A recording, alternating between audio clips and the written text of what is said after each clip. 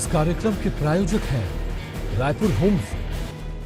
Share बाजार में record बनने का सिलसिला मंगलवार 16 जुलाई को भी जारी रहा। सेंसेक्स और निफ्टी दोनों अपने अब तक के सबसे उच्चतम स्तर पर पहुंच गए। हालांकि कमजोर ग्लोबल संकेतों और बजट से पहले सतर्कता के चलते बाजार में तेजी सीमित रही। निवेशकों की संपत्ति में दिन भर में करीब 14,000 करोड़ रुपए का इजाफा हुआ। हालांकि मिड कैप शेयरों में मुनाफा वसूली देखी गई। बीएसई मिड कैप इंडेक्स 0.29% लुढ़क कर बंद हुआ।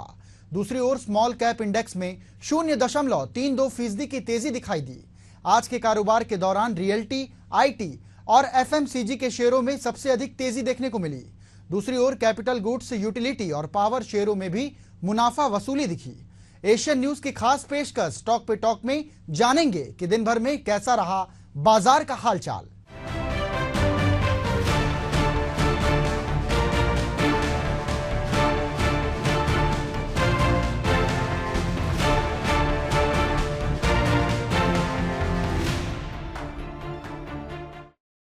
मोदी 3.0 के पहले बजट में एमओएफएसएल के चेयरमैन रामदेव अग्रवाल को बड़ी उम्मीदें हैं।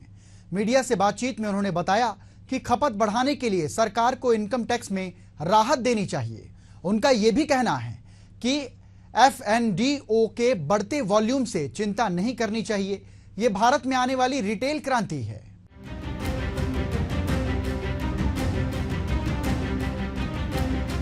रामदेव अग्रवाल का कहना है कि इनकम टैक्स लिमिट में बदलाव होने चाहिए। खपत बढ़ाने के लिए टैक्स से राहत मिलनी चाहिए। 12 लाख तक टैक्स माफ होना चाहिए। इसके लिए मोदी सरकार को ठोस कदम उठाना होगा। सरकार का कॉर्पोरेट अर्निंग बढ़ाने पर जोर होना चाहिए। सरकारी कंपनियों में 75% पब्लिक होल्डिंग को कम करके 51% पर लाना चाहिए। बाजार पर बात करते हुए रामदेव अग्रवाल ने कहा कि बाजार में 6 से 12 लाख करोड़ का सालाना फ्रेश फ्लो देखने को मिल रहा है। म्यूचुअल फंड्स में 40,000 करोड़ का सालाना फ्रेश फ्लो देखने को मिल रहा है। इसमें हर महीने करीबन 2.5% की बढ़त हो रही है।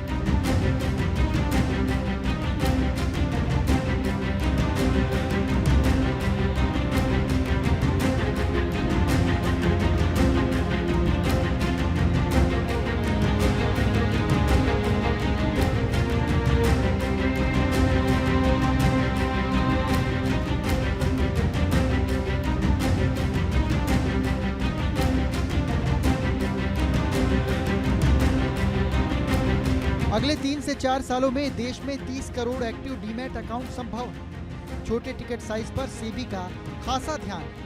बाजार पर पूरा कंट्रोल है। सरकार को सप्लाई पर ध्यान देना होगा।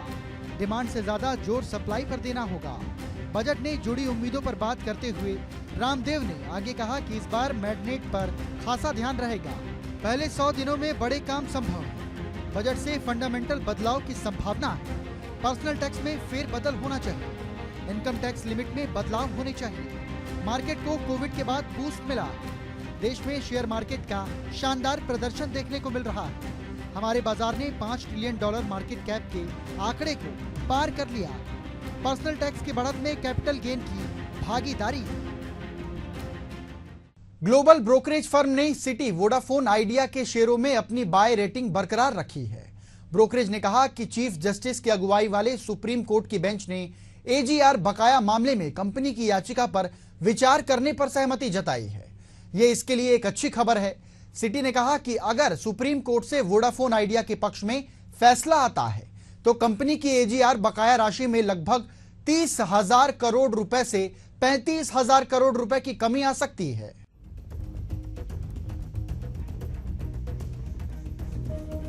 ब्रोकरेज ने 23 रुपए के टारगेट प्राइस के साथ वोडाफोन आइडिया के शेयर को खरीदने की सलाह दी है। यह इसके शेयर में मौजूदा स्तर से करीब 39% तेजी आने की संभावना जताता है। इससे पहले सीजेआई डीवाई चंद्रचूड़ की अगुवाई वाली 3 जजों की बेंच ने वोडाफोन आइडिया की तरफ से पेश हुए सीनियर एडवोकेट हरीश साल्वे की दलीलें सुनी। साल्वे ने कहा कि इस याचिका पर विचार करने की जरूरत है। साल्वे ने कोर्ट को बताया कि कंपनी की ओर से क्यूरेटिव याचिका सितंबर 2023 में दाखिल की गई थी, लेकिन तब से वोडाफोन आइडिया का रीस्ट्रक्चर हुआ है और कंपनी के निवेशक एडजस्ट ग्रॉस रेवेन्यू के मुद्दे को बंद करना चाहते हैं।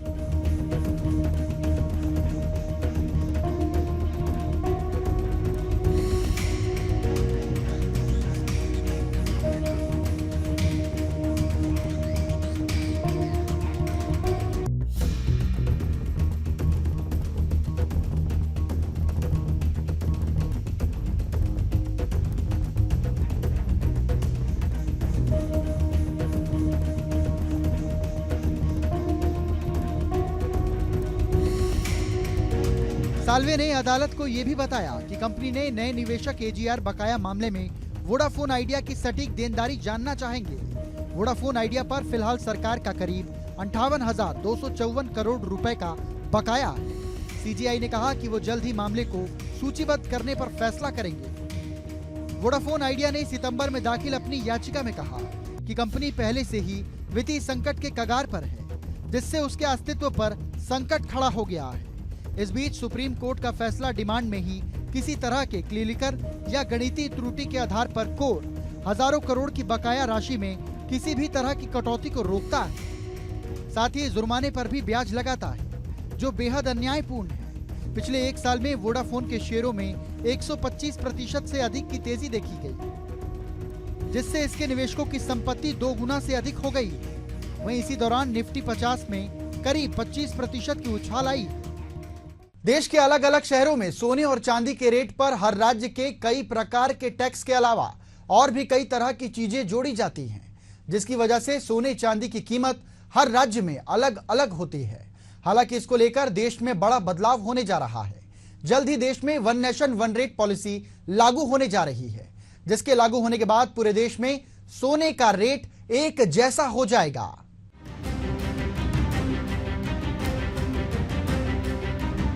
भारत के ज्यादातर प्रमुख ज्वेलर्स के बीच one nation one rate policy को लेकर सहमति बन गई। जेम्स एंड ज्वेलरी काउंसिलिंग के द्वारा समर्पित इस पहल का मकसद पूरे देश में सोने की कीमतों को मानकीकृत करना। जेम्स एंड ज्वेलरी काउंसिलिंग ने पूरे देश में सोने की एक दर लागू करने पर सर्वसम्मति से भारत के प्रमुख ज्वेलर्स से राय ली। हालांकि सितंबर की बैठक के दौरान इस संबंध में आधिकारिक घोषणा होने की संभावना है।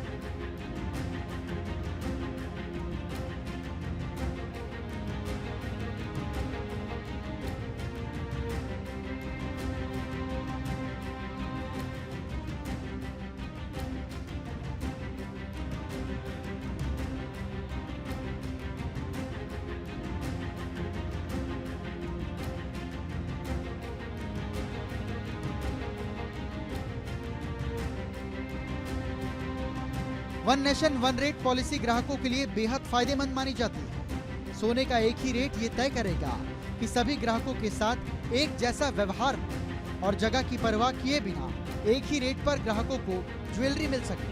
अगर पूरे देश में सोने का एक ही रेट होता है तो इससे बाजार और भी ज्यादा बेहतर हो जाएगा।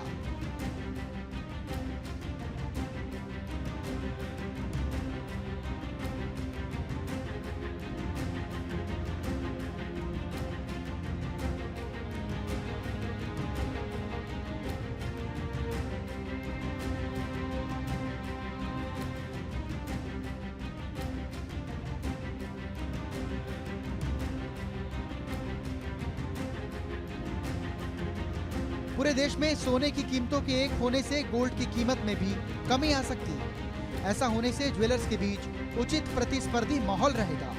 साथ ही अभी जो ज्वेलर्स सोना बेचने पर कई बार मनमानी कीमत वसूलते हैं, उस पर भी लगाम लग सकेगी। ये पहल देश में अधिक पारदर्शी और न्याय संगत सोने के बाजार की दिशा में एक जरूरी कदम है।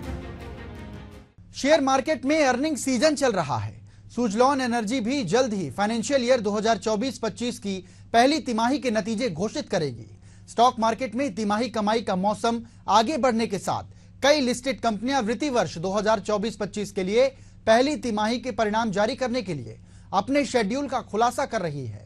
अक्षय ऊर्जा कंपनी सुजलॉन एनर्जी जल्द ही अप्रैल-जून फाइनेंशियल ईयर 2024 की अवधि के लिए अपने तिमाही परिणामों की घोषणा करने की तैयारी कर रही है।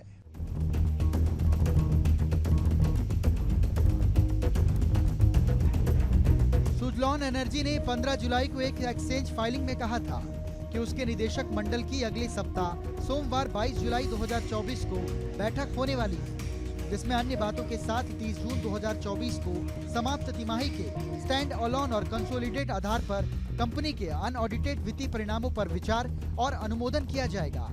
कंपनी आमतौर पर अपने परिणामों की घोषणा केवल बाजार समय के दौरान यानी दोपहर 3:30 बजे से पहले करती है। हो सकता है कि इस बार भी परिणाम बाजार के कारोबार के दौरान आए।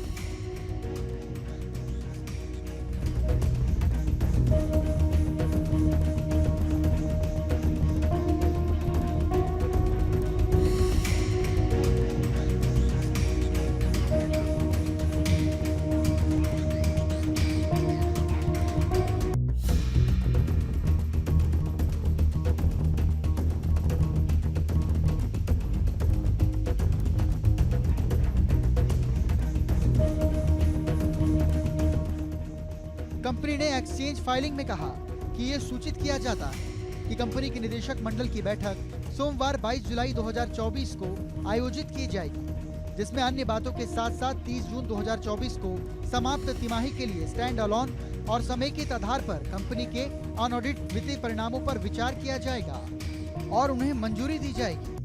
भारतीय प्रतिभूति और विनिमय बोर्ड के अनुपालन में कंपनी की ट्रेंडिंग विंडो 1 जुलाई 2024 से पहले बंद कर दी गई थी और वित्तीय परिणाम घोषित होने के 48 घंटे तक बंद रहेगी। इस प्रकार ट्रेंडिंग विंडो गुरुवार 25 जुलाई 2024 को पुनः खुलेगी।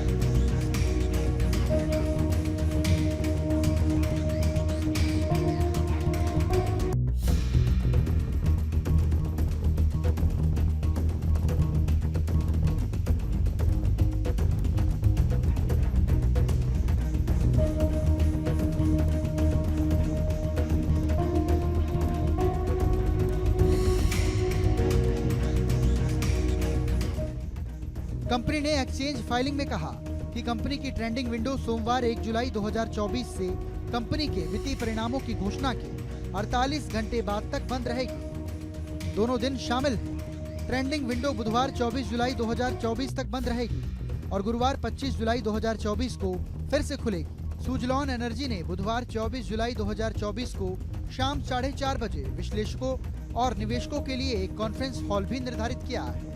कंपनी ने कहा कि प्रेजेंटेशन की एक प्रति उनकी वेबसाइट पर उपलब्ध होगी। इससे पहले सुजलॉन के मुख्य वित्तीय अधिकारी हिमांशु मोदी ने बताया था कि कंपनी ने वित्तीय वर्ष 2025 के लिए एक बिजनेस प्लान तैयार किया है, जिससे ये संभावना है कि चर्चा संभवतः मई 2025 के आसपास होगी।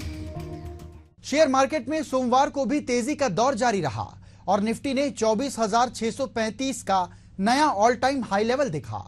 बैंकिंग स्टॉक में खासतौर पर पीएसयू बैंक में स्टॉक में तेजी रही।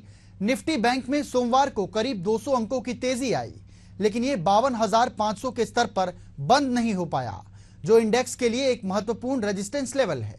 बैंक निफ्टी 177 अंकों की तेजी के साथ 52,455 पर बंद हुआ, जबकि निफ्टी 85 अंकों की तेजी के साथ 24,587 पर बंद हुआ।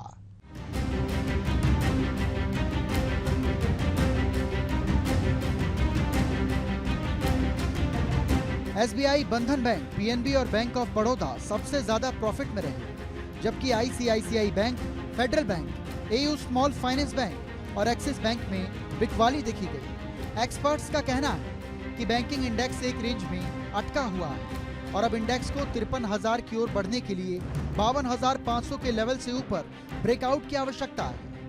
बैंक निफ्टी हाल के कंसोलिडेशन से बाहर निकलने के लिए तैयार है। इंडेक्स महत्वपूर्ण मूविंग एवरेज से ऊपर बना हुआ है। उच्च स्तर पर 52,500 से ऊपर बने रहने के बाद 53,000 तक जा सकता है।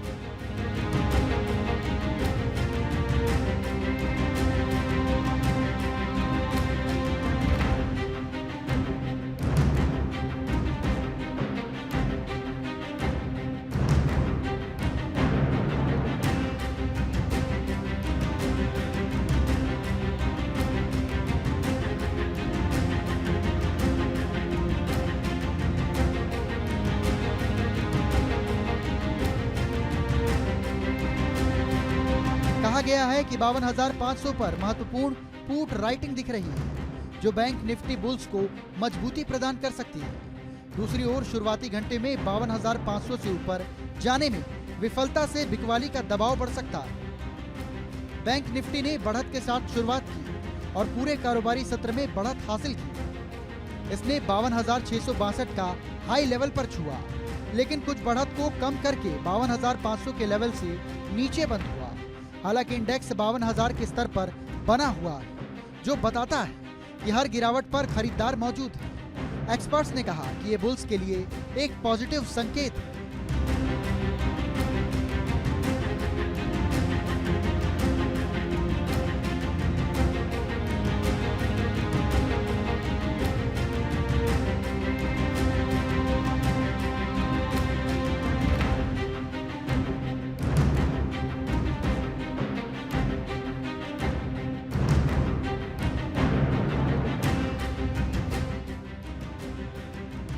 बैंक निफ्टी 52,000 से ऊपर बना हुआ है, जो बुल्स के लिए पॉजिटिव है। बैंक निफ्टी के लिए एक वॉलेटाइल इंट्राडे सेशन था, लेकिन अंडरटोन थीम गिरावट पर खरीदारी रही, क्योंकि बैंक निफ्टी ने 52,150 के स्तर से 2 बार रिकवरी की, जो 52,150 और 52,000 के आसपास खरीदार की मौजूदगी का संकेत दिया।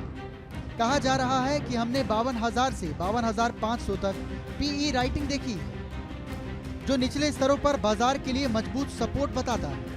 बैंक निफ्टी में सीई राइटिंग 52,700 से 53,000 तक देखा जाता है, जिसका अर्थ है कि बैंक निफ्टी के लिए अगला रेजिस्टेंस 52,700 से 53,000 के जोन में है।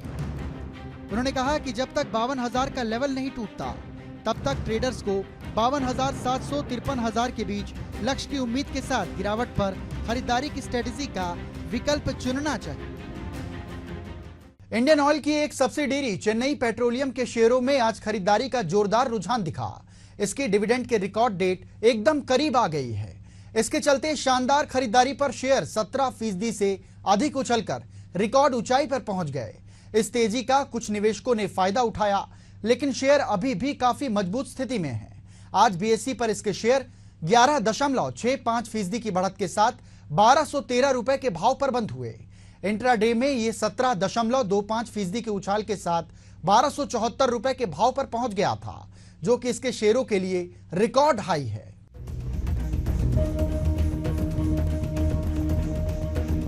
चेन्नई पेट्रो ने अप्रैल में वित्त वर्ष 2023-24 के लिए 10 रुपए की फेस वैल्यू वाले हर शेयर पर 55 रुपए के तगड़े फाइनल डिविडेंड का ऐलान किया था।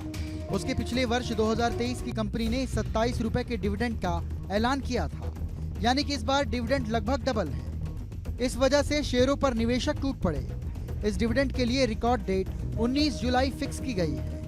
कंपनी 819 करोड़ रुपए का डिविडेंड बांट रही है, जो वित्त वर्ष 2024 में इसके 2,711 करोड़ के प्रॉफिट का करीब 30% है।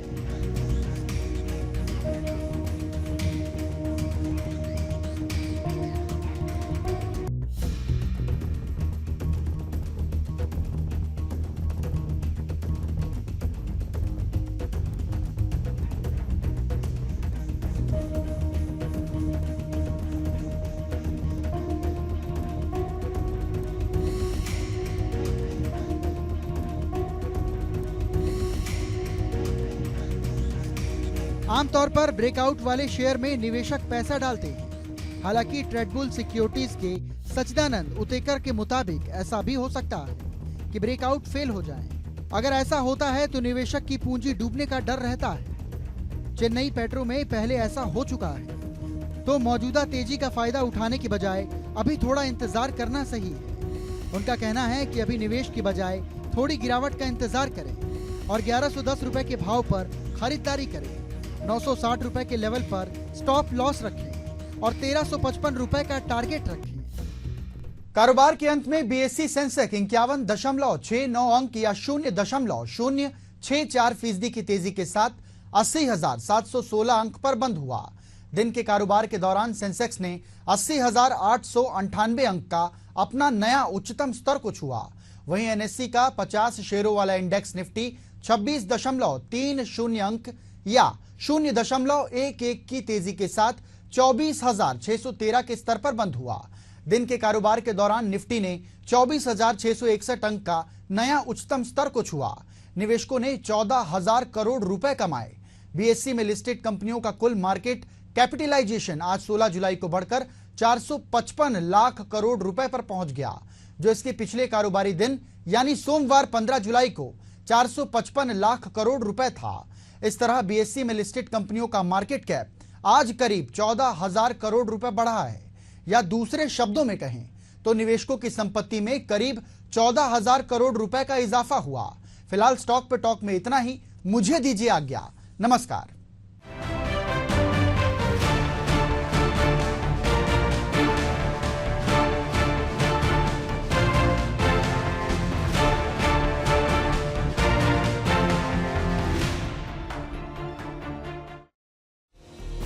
इस कार्यक्रम के प्रायोजक हैं रायपुर होम्स।